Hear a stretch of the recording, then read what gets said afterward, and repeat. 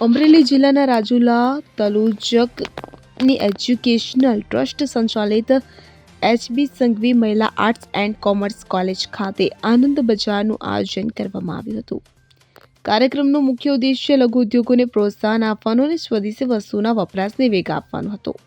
કાર્યક્રમમાં શિક્ષણ ક્ષેત્રે સમાજ જીવનના અનેક અગ્રણી માનવો ઉપસ્થિત રહ્યા હતા, જેમાં કેમ્પસ મેનેજર રવિભાઈ એમ વ્યાસ, કેમ્પસ ડાયરેક્ટર ડોક્ટર જિગ્નેશભાઈ આર વાજા, સેક્રેટરી બાલકૃષ્ણભાઈ એમ ત્રિવેદી, કુમાર શાળા નંબર 1ના આચાર્ય હિરલબેન બી ઠાકર, એસટી ડેપો મેનેજર મમતાબેન બી જોશી, ટીજેબીએસ ગર્લ્સ હાઈસ્કૂલના પ્રિન્સિપાલ સીમાબેન બી પંડ્યા, દેવકા વિદ્યાપીઠના પ્રિન્સિપાલ બેલાબેન આઈ નાયક, કન્યા શાળા નંબર 3ના શિક્ષિકા જાગૃતિબેન જે રાજ્યગુરુ, સીઆરસી જિગ્નેશભાઈ ઉપાધ્યાય, રાજુલા એજ્યુકેશનલ ટ્રસ્ટના લીગલ એડવાઇઝરી કમિટી સભ્ય ગીરાબેન ત્રિવેદી, નગરપાલિકા શિક્ષણ સમિતિના પૂર્વ ચેરમેન વિમળાબેન જી ઉનાગર, જીએમબી પોલિટેકનિક કોલેજના પ્રિન્સિપાલ ખખ્ખર સાહેબ, એસબીઆઈ મેનેજર પવિત્ર મોહન જગમિત્રા, આઈસીડીએસ સુપરવાઇઝર નીતાબેન મહેતા, નિવૃત્ત પ્રિન્સિપાલ દીનાબેન જાદવ અને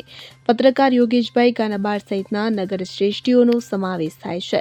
તો ઉપસ્થિત તમામ મહાનુભાવોનું સૂતરની આંટી અર્પણ કરીને સન્માન કરવામાં આવ્યું। ડોક્ટર રીટાબેન વી રાવળે શાબ્દિક સ્વાગત અને પ્રાસંગિક ઉદ્બોધન કર્યું તો કોલેજની વિદ્યાર્થીનીઓએ વિવિધ પોષક આહાર, આકર્ષક ઉપયોગી ચીજવસ્તુઓ અને હસ્તકલા ઉદ્યોગોના સ્ટોલ્સ તૈયાર કર્યા હતા। આ કાર્યક્રમ વિદ્યાર્થીનીઓ માટે ફન વિથ લર્નની સંકલ્પનાને સાર્થક કરનારો સાબિત થયો।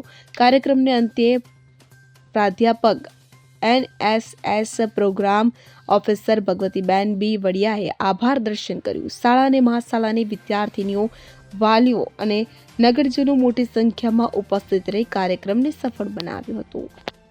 Bureau report CN24 news.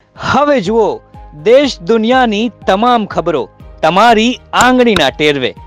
ઉઠાવો મોબાઈલ અને ગૂગલ પ્લે સ્ટોર પરથી ડાઉનલોડ કરો અમારી CN24 ન્યૂઝ મોબાઈલ એપ।